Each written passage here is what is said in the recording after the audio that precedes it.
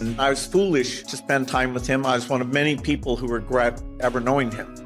Every minute I spent with him, I regret and I, apologize that I did that. I also met Jeffrey Epstein exactly one time. I regretted it from the second I stepped in the door. I had nightmares about it afterwards. So you're sitting down there having cocktails while Bill Clinton's getting a massage from some girl who's rubbing her tits against the back of his head, whether knowingly or unknowingly having sex with underage girls. Everybody wants to be. Maybe some guys, that was their thing. Sure. Because it seemed like with Epstein, that was his thing. Yeah.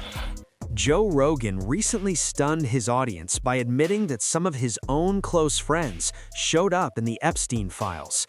That confession came right after the U.S. Department of Justice dropped a massive new wave of records tied to Jeffrey Epstein. And these documents aren't small updates. They're pulling back the curtain on Epstein's connections to some of the most powerful names in the world. Today, we're unpacking who appears in these records and why this story is far from over. It's so tangled. The whole thing is just, I think everybody who looks at it realizes this is a rabbit hole that just goes to the center of the earth. And there's so many people involved in that. Here's the big question that people ask. If there was a Jeffrey Epstein, and it seems like all these things he was involved in, is there a Jeffrey Epstein right now that we don't know about? There's a million of them. A million of them. I mean, this is why I find this, this is not the core of what I focus on. But I find it a really interesting field of study because it helps understand so many other U.S. government institutions and the relationship between government and private business. Jeffrey Epstein is part of a class of what are effectively professional fixers. And this is a kind of class of professional who sits not really within a particular government or private sector institution, but in the kind of sticky layer between them that connects them all. Just days ago, the Department of Justice released more than 3 million pages of material, along with roughly 2,000 videos and nearly 180,000 images connected to Epstein-related investigations. A lot of it is heavily redacted. Names blacked out, faces blurred, entire sections censored. But even with the edits, a pattern is impossible to ignore. Political figures, billionaires, corporate elites, and even members of the British royal family repeatedly show up in connection to Epstein, including after his arrest. These weren't random encounters. The records include flight logs, internal emails, contact books, sworn testimony, and video evidence showing the same high-profile figures crossing paths with Epstein year after year. You're telling me there's a place where they bring elites to compromise them with underage girls and they film them? Really? Like, what?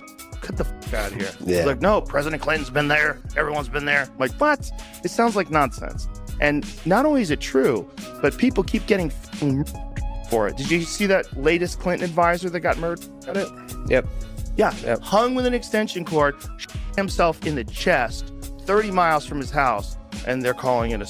And now even Elon Musk is asking, where's the clientele list? Yeah. We should probably see who's been to that island. Yeah, we should probably see who's been to that. What makes this even more chilling is Rogan saying he'd heard warnings about Epstein's Island long before it ever became mainstream news.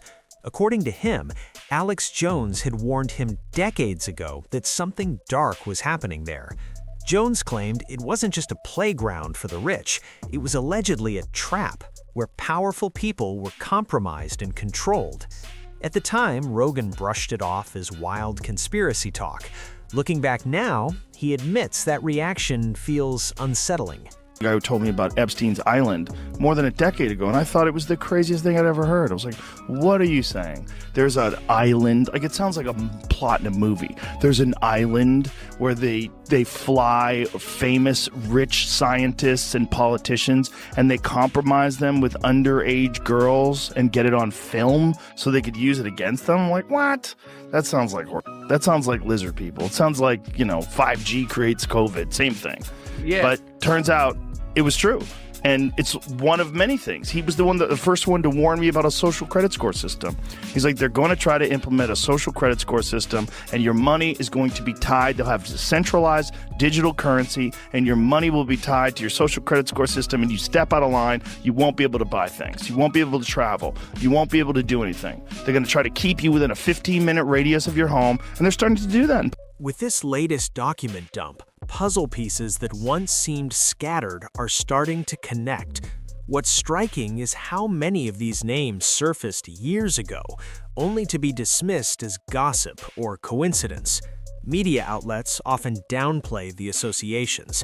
Now, those same individuals are reappearing in timelines, repeated correspondence, and documented interactions tied directly to Epstein's network. A prominent law firm is stepping down over his association with Jeffrey Epstein. Paul Weiss law chair Brad Karp says in a statement, quote, "Recent reporting has created a distraction and has placed a focus on me that's not in the best interest of the firm."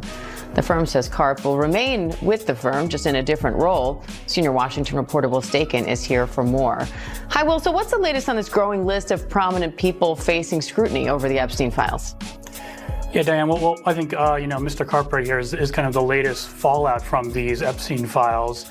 Like you said, the really powerful law firm Paul Weiss announced that Mr. Karp would be stepping down after his name appeared in these files. Now, the law firm did not give a reason why Mr. Karp is stepping down, and previously the law firm denied Mr. Karp had any wrongdoing, but with this release of these files, his name appears in the files, mostly with his assistant trying to schedule meetings with Mr. Epstein. But there's an email between Mr. Karp and Epstein where he's asking about if he could help, get his son some kind of job in an upcoming Woody Allen film. So I think these emails, obviously are continuing to have fallout across, widespread industries. It's kind of the latest fallout here. We saw recently that popular wellness influencer Peta Attia also stepped down from his role at the protein company David. One of the most talked about names in the files is Bill Gates. Among the materials is a photo of Gates with a woman whose face has been blurred. There are also emails between Gates and Epstein that allegedly reference Gates attempting to conceal a sexually transmitted infection from his wife after encounters involving young Russian women. Once those emails surfaced, Gates firmly denied the claims, calling them false and absurd. He suggested Epstein was trying to damage his reputation and pointed to a 2013 message where Epstein allegedly made accusations about Gates attempting to give antibiotics to Melinda Gates. Listen to Melinda Gates, the former wife of Bill Gates, talking about all of this. Whatever questions remain there of what I can't even begin to know all of it, those questions are for those people and for even my ex-husband. They need the answer to those things, not me. Well, and I am so happy to be away from all the muck that was there. She's happy she's no longer married to Bill Gates. She's happy to be away from the muck, as she put it. And we've just seen this interview with Bill Gates on Channel 9. It's factually true that I was only at dinners. I never went to the island. I never met any women. And so, the more that comes out, the more clear it'll be that although the time was a mistake, it had nothing to do with that kind of behavior. There we go. I never met any women. Wow, this is getting curiouser and curiouser, Esther. Yes, it is. And unfortunately for Bill Gates, now he has to probably deal with the insinuation, at least for many people, that Melinda chose to divorce him and get herself out of that world. Also because of his association or his tenuous links, which he denies, with Jeffrey Epstein. The allegation that he presumably got an STD from a Russian prostitute that was associated with Jeffrey Epstein was actually written in a note by Jeffrey Epstein to himself. The fallout wasn't just public, it was personal. Melinda Gates has openly stated that Epstein played a role in her decision to leave the marriage. In interviews, she said learning about Bill's continued contact with Epstein after his conviction caused deep concern and emotional strain long before their divorce was announced. Exactly one time. Did you? Yes, because I wanted to see who this man was. And I regretted it from the second I stepped in the door. He was abhorrent. He was evil personified. I had nightmares about it afterwards. So, my heart breaks for these young women because that's how I felt. And here I'm an older woman. My God, I feel terrible for those young women. It's awful. I have to acknowledge the elephant in the room at this moment. Your ex-husband, Bill, is named in the newest tranche of Epstein files. And there are new alleged details about his past behavior. And I want to give you the opportunity to respond in whatever way you want to. Well, let me say this. I think we're having a reckoning as a society, right? No girl should ever be put in the situation that they were put in by Epstein and whatever was going on with all of the various people around him. No girl. I mean, it's beyond heartbreaking, right? I remember being those ages those girls were. I remember my daughters being those ages, right? So for me, it's personally hard whenever those details come up, right? Because brings back memories of some very, very painful times in my marriage, but I have moved on from that. I purposely pushed it away and I moved on. I'm in a really unexpected, beautiful place in my life. So whatever questions remain there of what I can't even begin to know all of it, those questions are for those people and for even my ex-husband. They need to answer to those things, not me. Gates isn't the only one arguing that Epstein tried to blackmail him. Several others named in the records have made similar claims. They say Epstein collected emails, private conversations, and potentially compromising material as leverage. On the surface, that theory seems plausible. Epstein surrounded himself with influential people, and witnesses say he documented nearly everything. But this is where Rogan raises questions.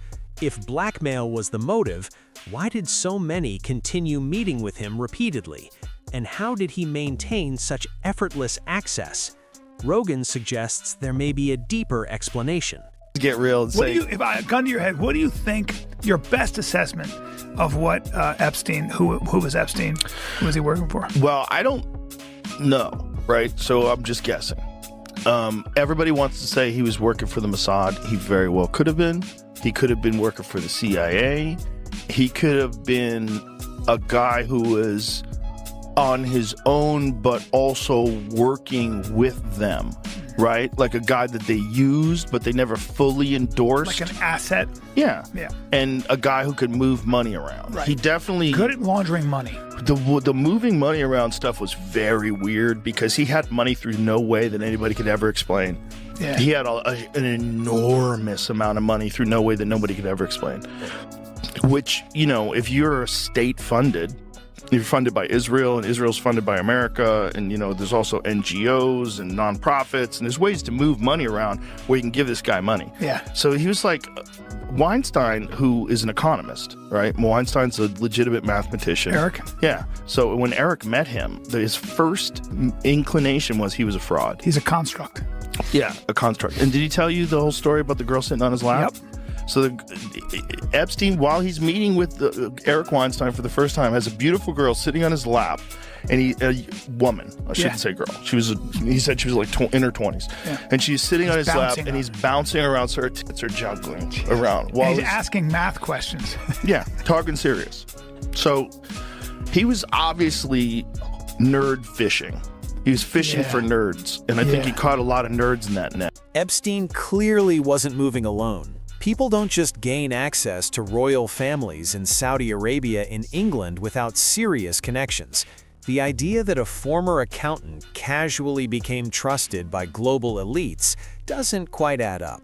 Power moves through gatekeepers. These relationships are facilitated. Doors are opened intentionally. And that leads to an uncomfortable possibility that Epstein may have had support or protection from within powerful institutions. A lot of those guys that wound up going to that island, they probably thought, this is great. We get to party. Nothing's free. And they probably felt like they were rock stars because they get to hang out with the intellectual elite on an island with a guy who's just a billionaire philanthropist who's eccentric, who just loves women. He's a professed bachelor, and it all seemed too good to be true. It's so true. Because it was. Yeah. So I think he was an asset, whether or not it was for the Mossad strictly, or Israel strictly, or the United States strictly, whether it was a CIA thing, whatever, I don't know. But I think it was probably a part of a blackmail compromise effort. Yeah. Because those guys, there's a fucking dirty secret about these people that are in Congress, and they party, okay? They're regular guys and regular women, and they're in their 30s or 40s or whatever they are, and every now and then they do coke, and they get drunk, and they... Human beings. Remember that DC madam that had a whole book of people, and then she wound up committing suicide? She said, I'm not suicidal, and See ya. Yeah. Because there's probably a lot like that. And those kind of honeypot operations, they let these freaks know, like, hey, you're going to be safe with me. Charlie will take care of everything. Look, Bill Clinton used to come here. Don't worry about it. Yeah. You know, we're going to go to the island. And that's a big endorsement. It's like presidents were here, so it must be a secure area. Exactly. I can get we down. are on the island with Bill. This is fine. And We're all these fine. girls show up, and you're like, well, this is Christmas in July. Bill is really interested in string theory. He'd like to talk to you about string theory. So you're sitting down there having cocktails while Bill Clinton's getting a massage from some girl who's rubbing her tits against the back of his head while she's massaging him. Yeah. He's like, hey, that's really interesting. Hey, I'm kind of tired. I'm gonna take a nap. Another thing about black holes. Yeah. Yeah. And I think they all thought that it was this lovely exchange of powerful people and brilliant people. And then they were just getting dirt on all of them. Guys cheating on their wives, guys, whether knowingly or unknowingly, having sex with underage girls. Everybody wants to be. Maybe some guys, that was their thing. Sure. Because it seemed like with Epstein, that was his thing. Yeah. Yeah. Yeah, that's what I think too. I don't think there's any evidence to either. I think it's all been, I don't think there was collected with that plea deal, and I don't think there's any list that's going to point to, there's no smoking gun. That's I don't know about that. I think it's all been, taken care of. I think that I think you could open up every file. But that's the truth. Why did they have all those files? Why did they parade around with these binders? Because do you remember those photo ops that they said? Like, look, they did like a thing. We have the Epstein files right here, and they had binders. Like, what kind of political theater is that? If you don't really have the Epstein files, it's probably theater. And what I mean by that is I think, like, if they are keeping something quiet, it's because it's video of underage girls, or it's video of the victims who don't want that to be out there.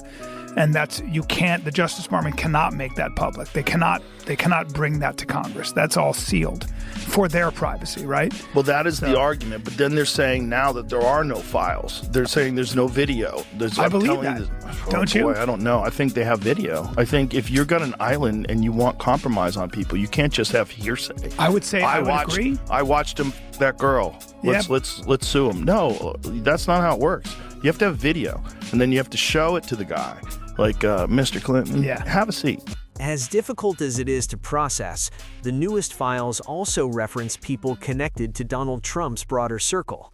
Trump has denied wrongdoing and says he distanced himself years ago, but his name reportedly appears hundreds of times in the documents. More notably, individuals close to him, including Steve Bannon, Elon Musk, and Commerce Secretary Howard Lutnick, show up in emails and messages reflecting continued friendly contact with Epstein after his arrest. Emails from 2012 and 2013 mention Musk in discussions about potential meetings, travel, and even a possible island visit.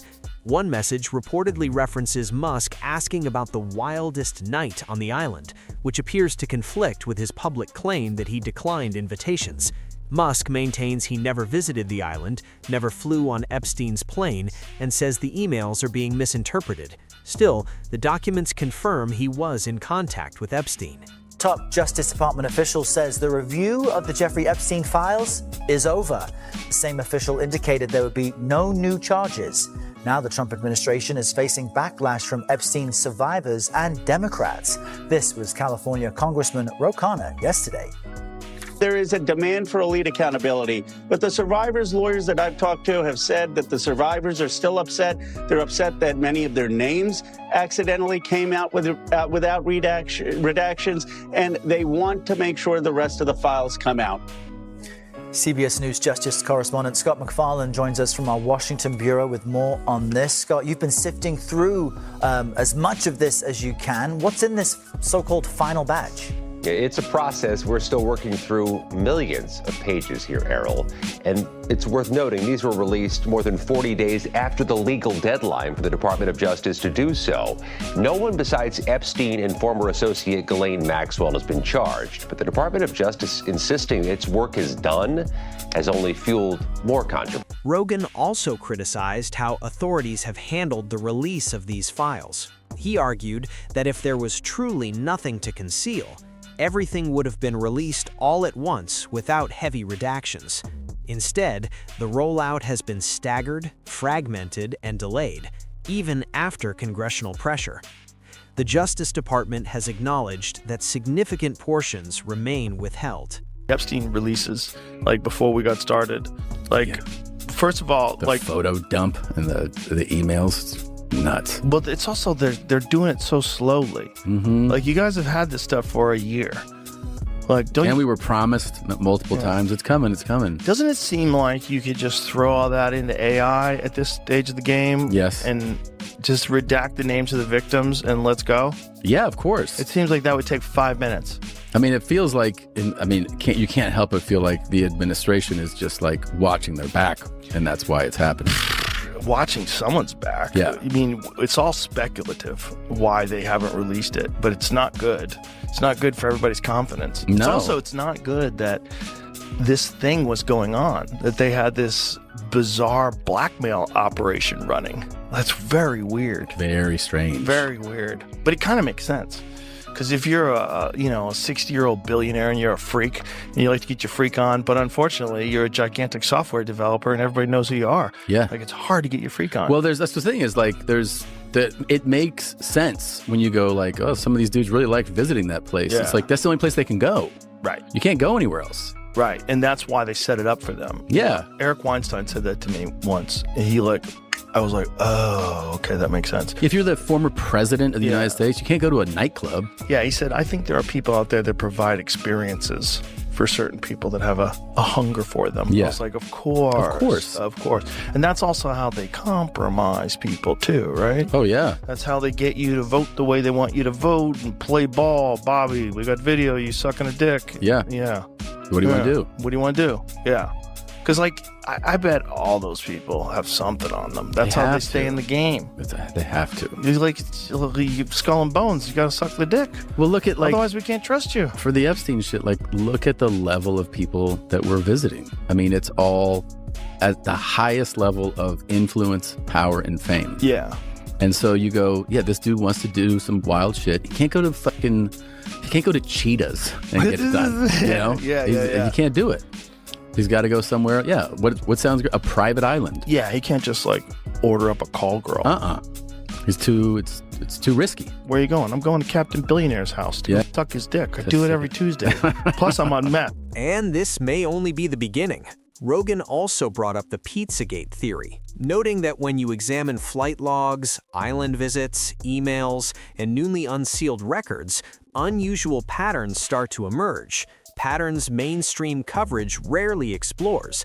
The term pizza reportedly appears nearly 900 times across the documents.